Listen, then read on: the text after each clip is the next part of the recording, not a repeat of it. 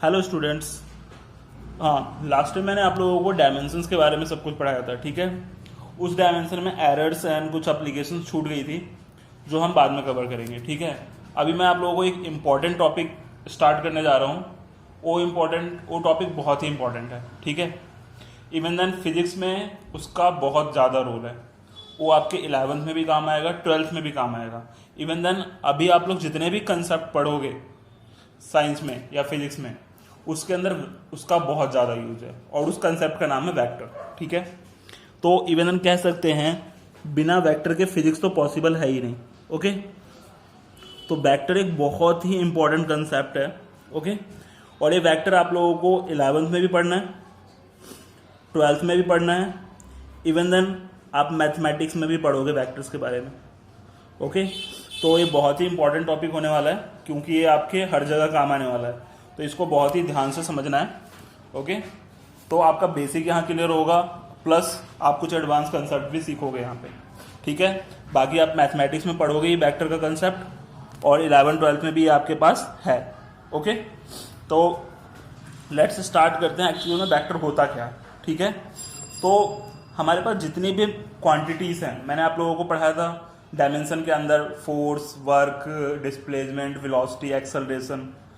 तो ये जितनी भी तरह की क्वांटिटीज़ होती हैं, इन क्वांटिटीज़ को हम दो पार्ट में डिवाइड करते हैं, ओके।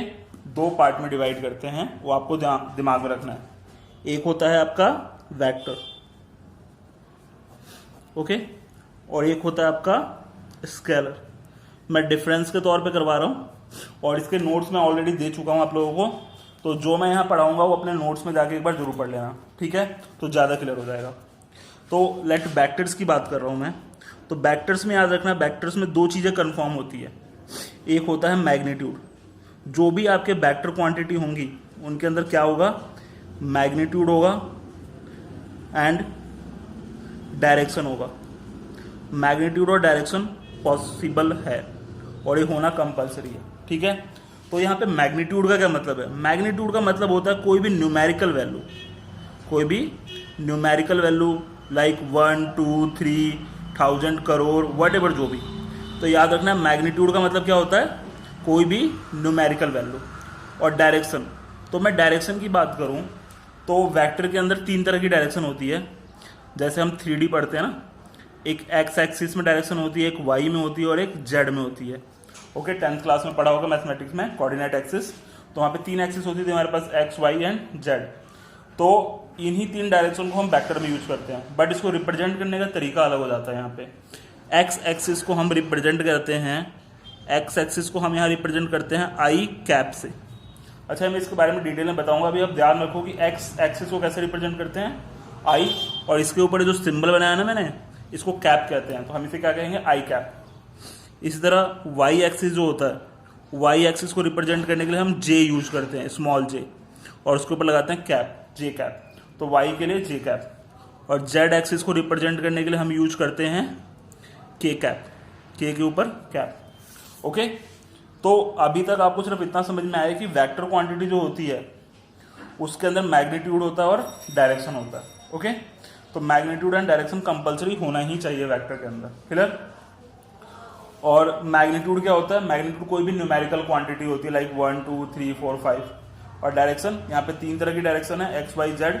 एक्स को हम आई कैप से रिप्रेजेंट करते हैं, वाई को जे कैप से, और जेड को के कैप से रिप्रेजेंट करते हैं। दो चीजें याद रखना है वेक्टर में, ओके। अब अभी तक तुम्हें सिर्फ डेफिनेशन पता चल रही है कि एक्चुअल में वेक्टर है क्या, लेकिन अगर बिना एग्जाम्पल के तुम इसे ढंग से समझ नहीं पाओगे। तो हम पहले एक एग्जाम्पल समझते हैं एक्चुअल में एग्जाम्पल के तौर पे कैसे होता है। लेट एग्जाम्पल की बात करूँ तो फोर्स, मोस्ट कॉमन फोर्स जो होता है वो आपका एक वेक्टर क्वांटिटी है। क्यों? क्योंकि लेट सपोज करो एक पेन है, मैं इसके ऊपर फोर्स लगाऊंगा, तो मैं इसके ऊपर जब भी फोर्स लगा रहा हूँ वो किसी पर्टिकुलर डायरेक्शन में मूव कर रही है, यानी इसके अंदर क्या क्या है, मैग्नीट्यूड है। मैग्नीट्यूड है, अगर मैं बॉडी को मूव किसी जगह फोर्स लगा रहा हूँ तो किसी जगह मूव कर रही है ना, तो कुछ न्यूटन का फोर्स तो लगा ही होगा, 1, 2, 3 वट। तो कुछ न्यूटन का फोर्स तो हम इस पेन के ऊपर लगा रहे हैं, लेकिन हर बार क्या हो रहा है, किसी पर्टिकुलर डायरेक्शन में मूव कर रहा है, यानी हर बार मुझे डायरेक्शन भी मिल रहा है। तो ऐसी क्वांटिटी जिनमें मुझे मैग्नीट्यूड भी मिले और डायरेक्शन भी मिले, उसको हम क्या कहते हैं, वेक्टर क्वांटिटी। तो फोर्स क्या हो गया आपका, एक वेक्टर क्वांटिटी हो गया। इसी तरह बहुत सारी क्वांटिटीज हैं, लाइक वेलोसिटी भी आपका क्या होता है, वेक्टर क्वांटिटी होता है, एक्सेलरेशन भी आपका वेक्टर क्वांटिटी होता है, और डिस्प्लेसमेंट भी आपका एक वेक्टर क्वांटिटी है।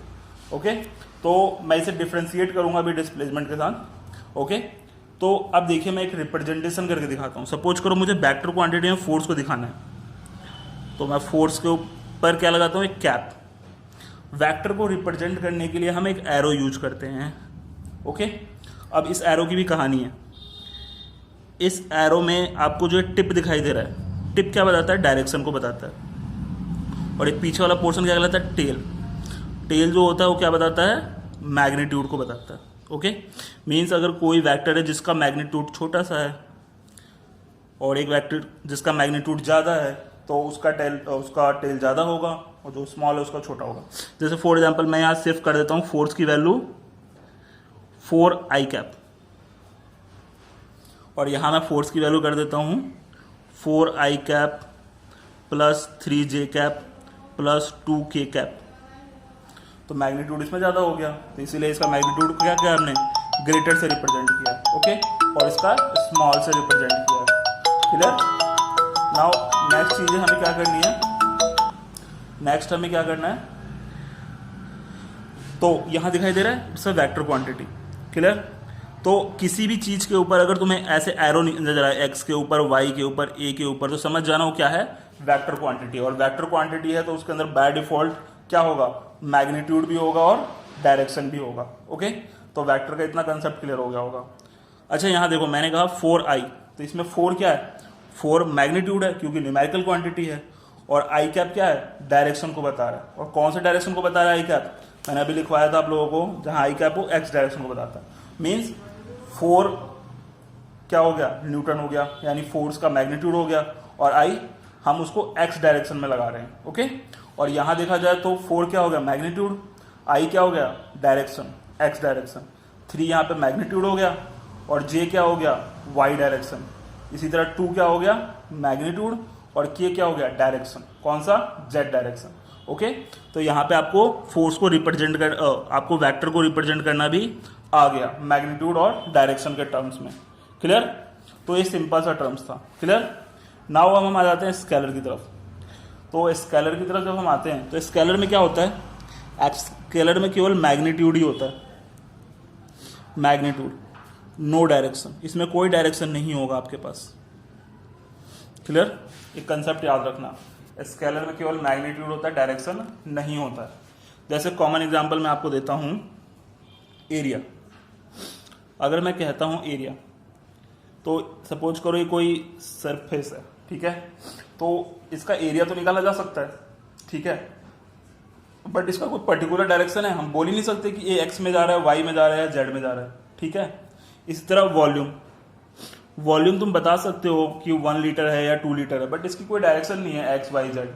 ठीक है, आप उसको जहां रखोगे उस साइज का हो जाता है। ठीक है, तो कोई पर्टिकुलर डायरेक्शन नहीं है। ठीक है, तो मोस्ट कॉमन एक क्वेश्चन पूछा जाता है कि डिस्प्लेसमेंट एंड डिस्टेंस में डिफरेंस बताओ। तो याद रखना, जो डिस्प्लेसमेंट होता है वो शॉर्टेस्ट पाथ होता है, शॉर्टेस्ट पाथ मतलब सबसे छोटा पाथ, और ये क्या होता है, लॉन्गेस्ट पाथ होता है।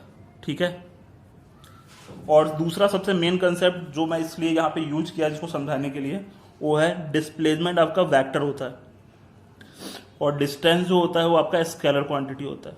कैसे, इसको ध्यान से समझना, यहाँ दोनों चीज़ क्लियर हो जाएगी। जैसे मेरा एक पॉइंट ए है, ए पॉइंट बी है, ए पॉइंट सी है। ओके, तो किसी बंदे को सी तक जाना है। ठीक है, तो सपोज करो बी पे गया और बी से सी गया। ठीक है, तो यहाँ से यहाँ तक जाने में उसे 4 लगा और यहाँ जाने में 3 किलोमीटर लगा।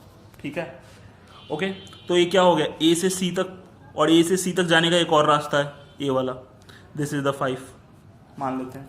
ठीक है, तो जो लॉन्गेस्ट पाथ है, डिस्टेंस क्या था, लॉन्गेस्ट पाथ, तो लॉन्गेस्ट पाथ क्या है, ए से बी, बी से सी, इट्स अ 4 × 3 7 किलोमीटर।